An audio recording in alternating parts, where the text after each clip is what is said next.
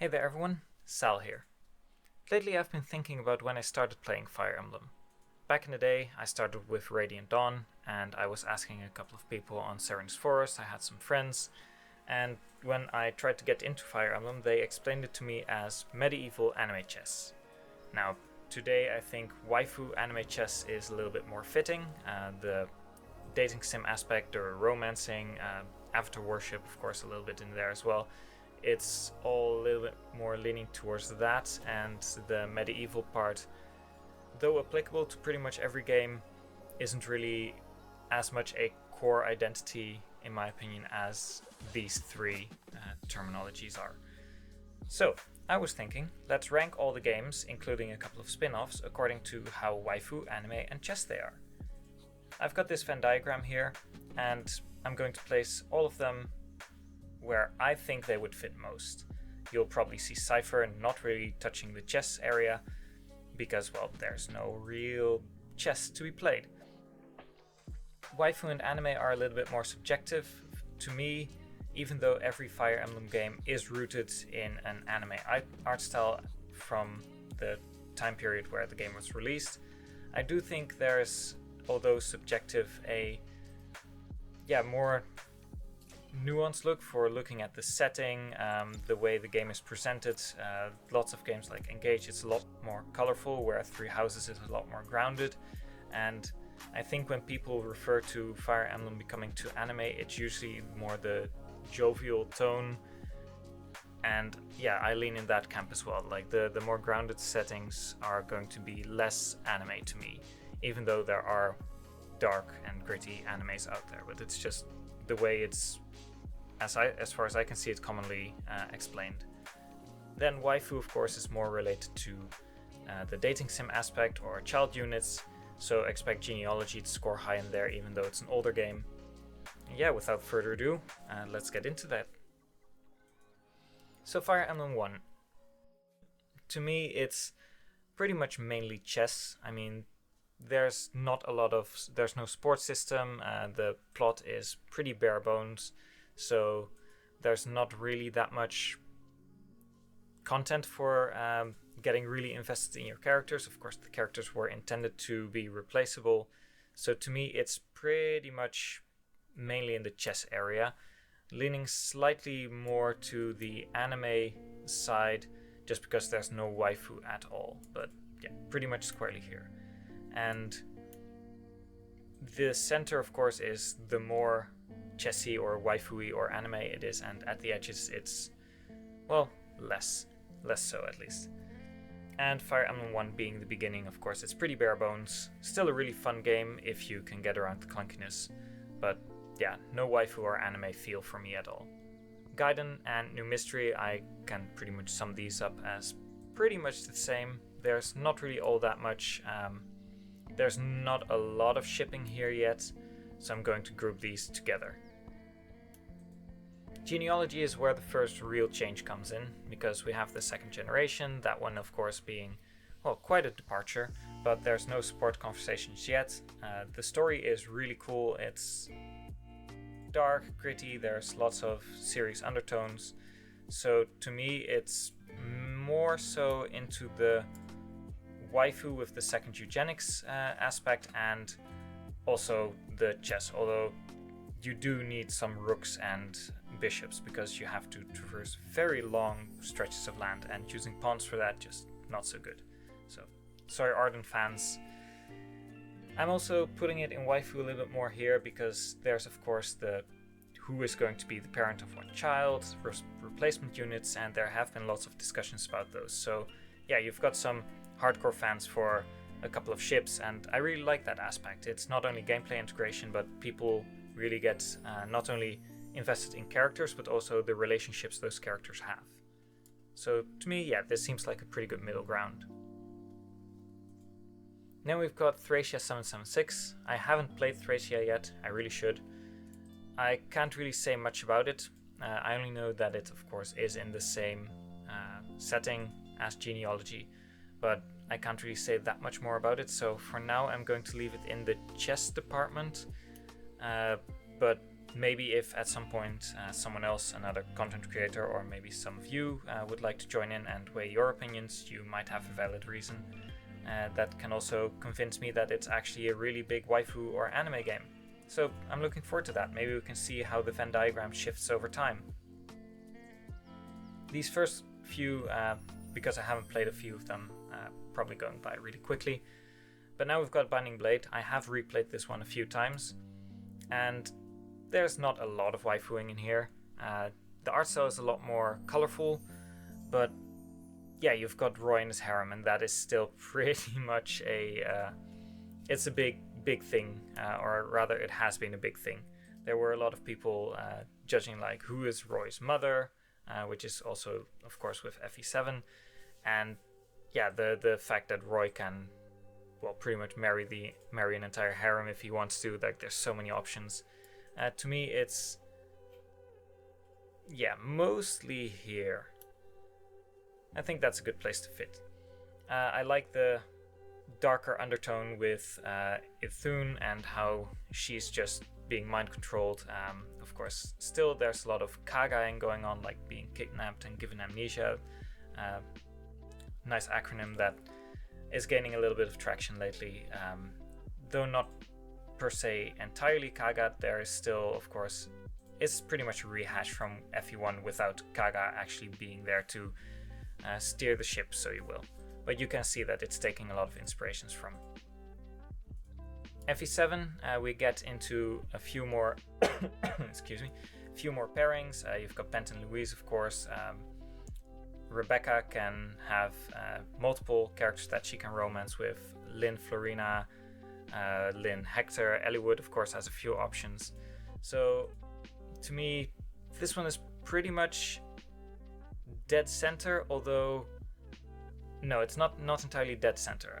I'm going to dock a few points off of the chess department because it's mostly just hand axe and put your characters in a spot where they can mop up enemies. The gameplay is still there, but it doesn't really feel all that tactical. You don't really have to think a lot about it. Like, the gameplay structure is the same, but yeah, it's a lot easier than a few of the other games. I think that's a good place. Then we've got Sacred Stones. Sacred Stones is, I'd say pretty much the same, like somewhere along this edge, but I think it's a little bit more to the anime than the waifu side. Like, they're pretty close. I'd say no, it's oh, this is a difficult one because it's actually not. Is it? I don't see a lot of shipping wars or really crack ships and people really invested in their OTPs. It's also a really dark story, so the anime vibe doesn't really match as well. Like, it's not a jovial tone like Engage's. Is this going in just chess? Yeah, it's pretty centered on chess, but it's also really easy. Does Sacred Stones even fit in this? Is it even a Fire Emblem game in that case? Like, is it? Oh, I actually don't know where to place this one. Maybe here? Like, it's on the edge of anime and on the edge of chess because it's just Seth rolling over the enemy. I haven't really seen any big posts about characters that they really want to ship together, and there's no second generation.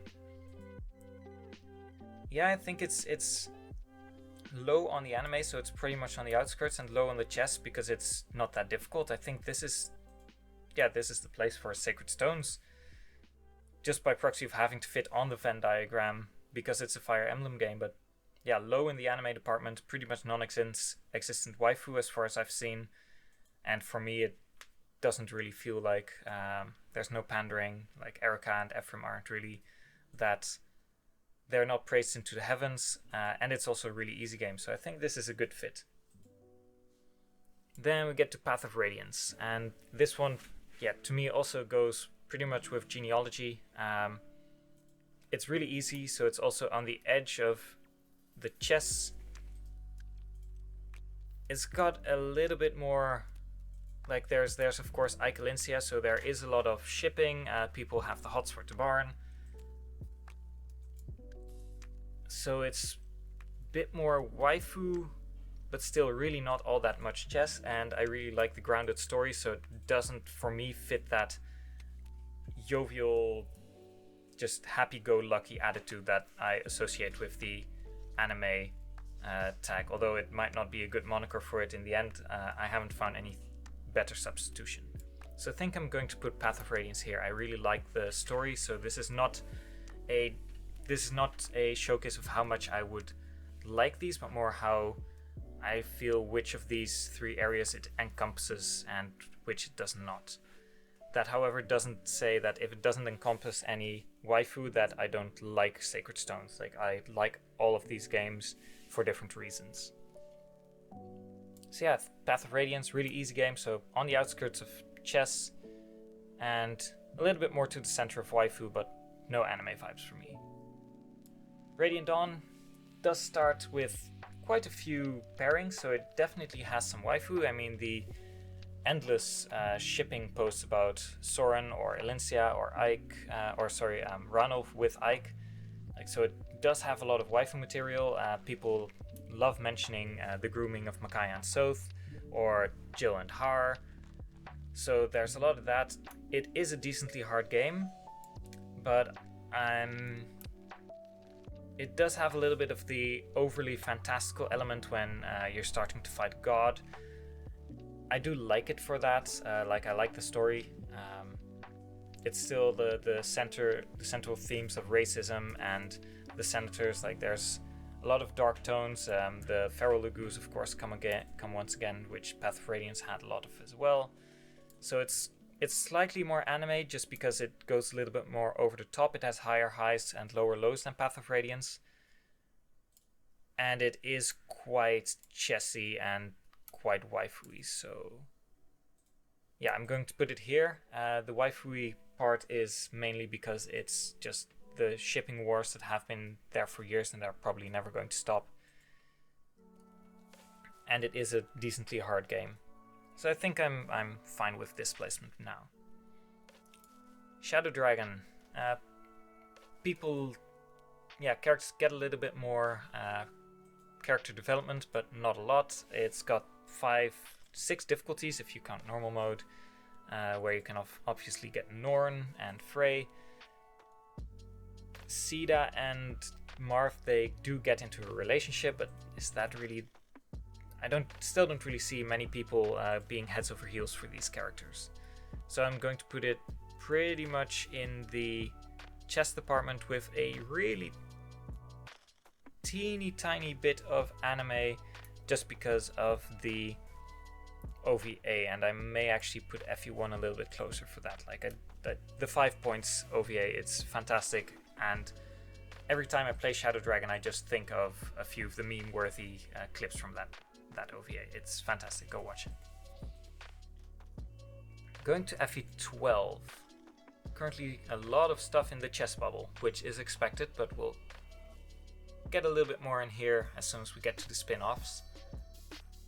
FE12, you of course have the supports conversations now, but a lot of them are with Chris, and that's a lot of character pandering, like a crazy lot. I've been watching a replay through Jono Abo lately, and he's playing Lunatic Reverse. The after pandering is starting to get on his nerves, I've seen in the videos, so I've been seeing that again, and I don't know, I like Chris in the side plot with the assassins, but just leave him out everywhere else. It's also heavy on the chess department, because it's like Lunatic Reverse is really difficult, so it has to go around somewhere here. And then the anime side, not so much. It's pretty much... scoot over a little bit Binding Blade. This one has to be a little bit more in the center because it's a harder game. Yeah, that seems good. Now, Awakening is getting, of course, the second avatar, but this one released in the West. I actually do like Robin. He or she has a personality. It's a well-established character. The bonds that tie us and like the entire premise of friendship will overcome any odds. It does have quite a bit of waifu elements. Like the waifu elements are there, but it's not really the avatar pandering that puts it square in the middle here. It's mostly the second generation, being able to create your own child units, customize them. And of course it's still a really hard game, so it has to go pretty much here. Like it's a bit more on the anime side, the cartoony style, of course, and yeah, just the weird moments where Sumiya falls over or punches Chrome in the face, like those just feel a little bit more wacky. I don't know if that's the right term for it, but still it's a really hard game, so Lunatic Plus nets it a spot very close to the center of the chess bubble, and it has some decent elements of the anime and waifu aspects as well. Now here I've got 3 of them, and I don't really know how I'd have to rank these separately. Conquest is definitely more in the chess department, but they're otherwise all pretty much on the same waifu and anime aspects, although maybe Revelations, because you can partner everyone, goes a little bit harder on the waifu elements. So it's a hard game, so it has skirted this edge, and I am going to put, just for the nonsensical plot, I'm going to put Conquest more on the anime side, Birthright a little bit more here, just middle ground, and then further away from the chess department because it's not that difficult, and Revelation because you can sandbox way more. You can put it here. And I never expected Fire Emblem 7, Revelations and Radiant Dawn to all be so close together, because when I play these games they feel totally different, but when I have to rank them somewhere they turn out pretty close to each other. Like this is very center waifu though. You can customize so many children with so many parents. Still quite anime. Yeah, I'm going to put it here. Okay, going to a little bit more grounded. Shadows of Valentia. I do know that Alm and Faye, of course, have their weird relationship, and Faye was an additional character. I don't know, there's hardly any space left. I should have made these a little bit smaller. It's not the most difficult game. I haven't finished it. I have played a playthrough halfway, but I do know the general plot. I've been spoiled a bit. It's decently hard. Not all, like the art style is very grounded. The plot, not overly fantastical. I mean, it is still Fire Emblem, but it just doesn't go into the absurd as much. I'm going to put this mainly in the chess department, but I think it should be right around here. Yeah, that feels right. That feels right to me. 3 houses. Oh boy. Well, Byleth can romance anyone, pretty much. Poor male Byleth and... what was it? Eloise? So it's got a lot of waifu elements. It's very grounded, so to me it doesn't feel that anime. It still has quite a bit of chess elements, although less so, not because it's not difficult, but just because you have so many of the monastery to do. So it's pretty much going... it's more waifu than Path of Radiance. Still not that anime, as to my personal way of judging things. And please don't take these as objective fact, like this is just for fun. But please do let me know in the comments below where you place any of these, and if there's some you really disagree with, or some that I really hit on the money for you. Yes, so back to 3 houses. It's Lots of waifu elements, not that much chess. I think I'm going to place it here. Maybe slightly. Just on the edge of the anime department. Okay, last for the mainline games, we've got Engage. And Engage, to me, of course, the artists, I really do like the art style. I think the emblems, for the most part, there are a few that don't, but for the most part, they really pop. And I've come around a little bit on Alear. I still think male Alear's pants are a more serious offense than the hair. But it's, yeah, downright absurd at points. It's really just a celebration of the series, but it takes so many fantastical elements that it has to go with quite close to Awakening. Awakening maybe a little bit more to the center here. So it's really heavy on the anime part, but the gameplay is also really good. And Alear is pretty much the only one who compares with people, so it's not that heavy on the waifu, but I think we'll put it here. That seems about right. It's really heavy on the anime department, but the gameplay is neat. The Somniel is less, but still... It's less than the Monastery, but it's still there, so... Gotta put it maybe slightly here. That seems about right. Pretty much dead center. It's got something... It's got some chess aspects, some waifu aspects, some anime aspects. Actually, no. Slightly more to the center here, because it is really heavy on the anime. Okay, so then we've got the spin-offs coming up. I took a poster of Heroes. It's, I believe, with Asker. But I hope it's recognizable. To me, it doesn't really feel like a chess game. It's more a puzzle game with Fire Emblem elements. But I'll give it I'll keep it in the bubble, but it's right on the edge. The anime aspect, it's like just a lot of pandering. Also, the kitten just walked by, so I hope the microphone didn't pick up on that too much. But yeah, it's a lot of pandering. Like the art is great. I love the fact that we get high quality art that we can use for thumbnails and other, like that content creators have lots of stuff to work with. Don't like the gacha system. But that's not really something we're ranking here. I mean, if I had a gacha bubble, it'd be the only one there. And for the waifu, I know that people really like to get invested in their characters. So I'd consider the waifuing aspect maybe like the plus 10ing of a unit. So I think it's going pretty much here, on the edge of the chess bubble, but heavy on the anime and the waifu. And now we're actually getting out of this chess bubble, which is quite crowded. I'll make them a little bit smaller next time, but I hope you actually can see the logos. Like if I make them smaller and everything's indistinguishable, that's also not really good, but we'll see. For now, we've got Tokyo Mirage Sessions, which is like pretty much dead center here on this skill. Like there's a little bit of waifu elements just because of the idol culture, but it's not really romancing and avatar pandering.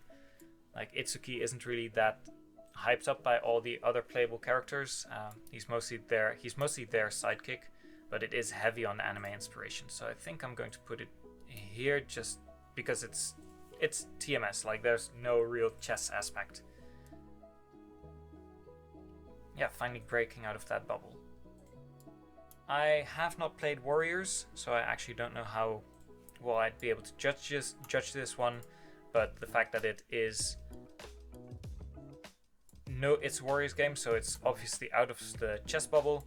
I do know that it's lots of worlds combining or clashing or mixing in with each other, so that feels like a portal to another world, kind of isekai idea. It's not the exact same, but it gets that same vibe across, so that lands it for me pretty much in the anime department. And I have never seen anyone heavily invested in Rowan and Liana, if I remember correctly, so this to me is just pretty much that's here in the anime department, pretty much over here. Three Hopes,